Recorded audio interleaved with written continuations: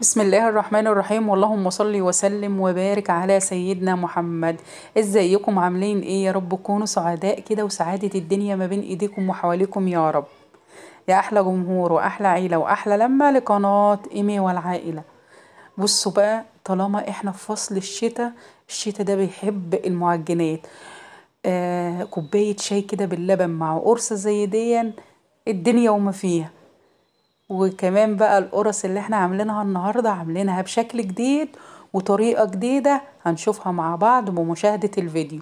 بس قبل ما نشاهد الفيديو يا حلوين، يا ريت اللي ما اشتركش في القناة يشترك، وادعموا كده الفيديو بلايك عشان القناة تكبر وتكتر بيكم، واقدر ان انا انزل لكم كل ما هو جديد. يعني فضلا وليس امرا، يا ريت تشتركوا في القناه ولايك وكومنت يا احلى متابعين واحلى مشاهدين لقناه ايمي والعائله، عشان النهارده حبه القرص دول يستاهلوا منكم اجمل اشتراك واجمل لايك. يلا نسمي الله كده ونقول بسم الله الرحمن الرحيم وننزل بالمقادير بتاعتنا.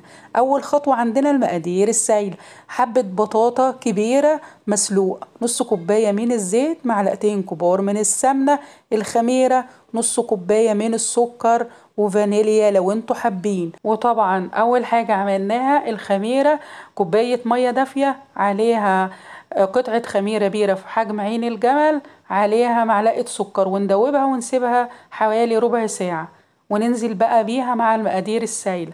هنيجي بقى للمقادير الجافة اللي هو كيلو دقيق، نص كيس من البودر، عليه رشة ملح. نقلب بقى كل المكونات الجافة مع بعض. هننزل بقى بالخليط اللي احنا ضربناه كله، اللي هي المواد السائلة اللي ضربناها في الخلاط، وهننزل بيها على الدقيق شوية شوية كده. هي هتحتاج مننا حوالي قيمة كوباية مية. انا مش راضية اقول لكم ولا لبن ولا اي حاجة، انا عاملة القرص دي اقتصادية، وهتطلع معاكي فل الفل زي ما انت شفتي في اول الفيديو. هنفضل نقلب بقى كده لحد ما المكونات بتاعتنا كلها تتجانس مع بعض. بصوا، انا عايزاها عجينة تكون طرية خالص. بعد ما قلبنا كده وكل مكوناتنا تجانست مع بعضها، هدهن ايدي زيت وابتدي ان انا اعجن فيها حوالي 5 دقايق برضو. بصي، هي العجينة هتبقى طرية خالص تماما، ده بسبب البطاطا. يعني ما تخافيش ان هي العجينة تكون طرية كده وبتلزق، هي كده السر بتاعها ان هي تكون بتلزق كده. هتبقى مدياكي في الاخر نتيجة تكون جميلة جدا، تبقى القرصة طرية وهشة خالص وجميلة زي ما انتوا شفتي معايا في اول الفيديو. ونغطي عليها بقى ونسيبها حوالي ساعتين. بما اننا بقى في فصل الشتاء، عشان ما تاخدش مننا تخمير كتير، بسخن كده براد مية او بولة مية تكون اصغر من البولة اللي انت عاجنة فيها، واحط عليها البولة بتاعة العجين واغطيها واسيبها حوالي ساعتين لحد ما يتضاعف الحجم بتاعها زي ما انتوا شايفين كده. هبتدي بقى ان انا ادهن ايدي زيت، هي اول مرة بس، وابتدي ان انا اكورها او اعملها كرات زي ما انتوا شايفين كده. الحجم ده بقى بتاعك، تكبري تصغري يعني براحتك. انا حابة الحجم ده جدا، فايه هو ده اللي انا هشتغل عليه. هكورها بقى كلها لحد ما اخلص الكمية، وهرجع لكم تاني فاصل قصير. ويا ريت يا ريت اللي ما اشتركش يا جماعة في القناة يشترك. حبة القرص دول فضل ونعمة كبيرة جدا في قلب البيت، يعني الشتاء بيحب المعجنات. يلا كده شجعي وقومي اعملي، ده الكيلو بيرمي معاكي كتير جدا. يعني اللي قدامكوا ده كيلو، تخيلي بقى اما كل 5 ايام تعملي كيلو قرص زي دي. اظن مفيش اسهل من كده. ولا قلنا لبن ولا مادة دهنية، كل اللي احنا احتاجناه معلقتين 2 سمنة ونص كوباية من الزيت، وعملنا احلى قرص طرية وهشة زي ما انتوا شايفين كده. فطار تلاقيها، عشا تلاقيها، ده كده يبقى فضل ونعمة كبيرة جدا من ربنا. عارفين اهالينا زمان كانوا بيقولوا البيت اللي ما فيهوش دقيق حاله بيضيق. يعني الواحد يقول الحمد لله والشكر لله على نعمك يا رب. كورنا القرص زي ما انتوا شايفين كده، هنسيبها ان هي تستريح حوالي ربع ساعة، وهنبتدي بقى نيجي على التركة دي مهمة جدا. حطي كده تحتها 3 خطوط. هندهن ايدنا سمنة، ولازم يا جماعة ضروري ضروري ندهن ايدنا سمنة، اي سمنة بقى موجودة عندك. وهنبتدي ان احنا نبطط القرصة بتاعتنا برضو بالحجم اللي انت يريحك ويناسبك. انا حابة الحجم ده جدا، لو حابة تقلليها عن كده براحتك، بس انا حابة الحجم ده بقى كده ايه، يعني بقول عشان تبقى كبيرة كده ومالية العين.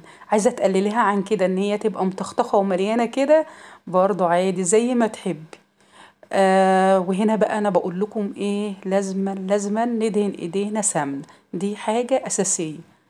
هخلص بقى تبطيط القرص وهرجع لكم تاني عشان في تركة تانية كده عايزة اوضحها لكم برضو واقولها لكم. ونقول بقى فاصل قصير، واوعي القناة تتغير، واللي ما اشتركش في القناة يشترك ويدعم كده الفيديو بلايك عشان القناة تكبر وتكتر بيكم يا احلى متابعين واحلى مشاهدين قناة ايمي والعائلة. ثواني وارجع لكم تاني، استنوني.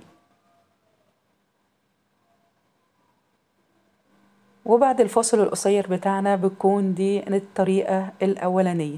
تاني طريقة بقى هنبتدي ان احنا ناخد كرات العجين بتاعتنا ونبططها زي ما انتوا شايفين كده بحجم اسطواني زي ما الفيديو موضح لكم تمام. يبقى كده عندنا الطريقة الأولانية اللي هي المدورة، وعندنا تاني طريقة اللي هي بحجم اسطواني زي ما انتوا شايفين كده. لنا بقى تركة بسيطة كده للطريقة التانية، وهي بعد ما نبطط كده طبعا الطريقتين، التركة دي مش هننفذها إلا إذا اختمرت القرص معانا، ولازما القرص تختمر عشان تديكي نتيجة كده تكون تحفة في الآخر، وتبقى القرصة معاكي هشة وطرية زي ما أنا وريتها لك في أول الفيديو. هنسيب بقى الطريقتين بتوعنا دول إن هما يخمروا كده والقرصة يتضاعف الحجم بتاعها. تعالوا بينا بقى نشوف التركة اللي احنا هنعملها للطريقة التانية من القرص، ودي مش هتعمليها الا بعد ما القرص طبعا تختمر. عندي هنا حوالي ربع كوباية من الزيت، والزيت اللي احنا هنستخدمه حسب الكمية اللي احنا عاملينها، وعليهم نص معلقة من البابريكا، وعليهم نص معلقة من الزعتر. بس كده هنقلبهم. بصوا بقى في الوصفة الحقيقية الزيت بيكون زيت زيتون، بس هنا عشان ما انا مش متوفر عندي زيت الزيتون استخدمت الزيت اللي هو العادي بتاعنا، بس يا ريت ما نستخدمش زيت التومين. ونقلب بقى كل المكونات مع بعض، وندهن الوش بتاعها كده بالراحة وتحافظي عليها عشان الخمر بتاعها. هنكمل بقى بقية دهان الوش ونرجع كده للتسوية، عشان انا عايزة اوريكم خطوة مهمة جدا للي مش عنده فرن وبيخبز القرص في فرن البوتاجاز. بصي بقى يا حبيبة قلبي وركزي كويس جدا في الخطوة دي لانها مهمة جدا، وعليها عامل كبير في تسوية ونجاح القرص بتاعتك. اول حاجة الكلام ده للي عندهم او هيسووا المعجنات بتاعتهم في فرن البوتاجاز، انا دلوقتي بسويها لكم في فرن البوتاجاز. اول حاجة انا شغلت الفرن بتاعي على درجة حرارة 180 حوالي 5 دقايق قبل ما ابتدي اشتغل فيه. عندي هنا 4 صواني، وطبعا الاحجام مش زي بعضها زي ما انت شايفة كده، فيه الصغير وفيه الوسط وفيه الكبير. في الرف بقى الوسطاني زي ما انا قلت لكم على درجة حرارة 180، ونولع الفرن قبلها ب5 دقايق. هبتدي ان انا احط الصغير في الوسط في الاكبر لحد ما احط الاربع صواني بتوعي. طبعا الصينية الرابعة مش هعرف احطها لانها حجمها صغير، هجيب صينية كبيرة تكون واسعة كده اكبر من المقاس اللي عندي، وابتدي ان انا احطها، وحطيت عليها الصينية الصغيرة. نيجي بقى المدة الزمنية في التسوية هتقعد حوالي ربع ساعة. نيجي بقى للخطوة التانية وهي مهمة جدا برضو. هنزل القرص ازاي بتاعتي واخليها تاخد لون. طبعا هطفي الفرن من تحت، وهبتدي ان انا احط الصاجة بتاعة الفرن ارسيها في قاع الفرن، وزي ما عملت في الرف الوسطاني هعمل في الرف الاخراني، وابتدي ان انا اعيد الشوايه لحد ما القرص بتاعتي تاخد معايا لون وتبقى زي ما انتوا شايفين كده. طبعا كل صينيه تاخد لون اطلعها، وابتدي ان انا اسيب التانية لحد ما تاخد اللون، وعلى ما التانية تاخد لون هكون بخيت الصينيه اللي هي طلعت اخدت معايا اللون بميه بالبخاخه، او لما فيش بخاخه بايديكي خالص زي ما انا بعمل كده، وضغطت الصينيه حوالي 5 دقايق عشان القرص تبقى طريه معاكي، وتفضل لاخر قرصه تكون طريه معاكي ولذيذه وشكلها يفتح النفس زي ما انتوا شايفين كده. قدمت لكم طريقتين، الطريقة اللي هي سادة والطريقة اللي هي عليها ربع كوباية من الزيت، وقلنا الزيت حسب الكمية، وعليها زعتر نص معلقة ونص معلقة بابريكا. وبكده نكون قدمنا الطريقتين، والطريقة اللي تعجبك نفذيها. بس هما الطريقتين بجد جمال جدا واحلى من بعض الاتنين. وتعالوا بقى نشوف الهشاشة والطراوة بتاعة القرصة. وعايزة اقول لكم شوفوا بطبقها والمها في ايديا ولا بيجرى لها اي حاجة. بجد بجد الطريقة دي جميلة جدا واقتصادية في نفس الوقت. وبكده يكون الفيديو بتاعنا انتهى.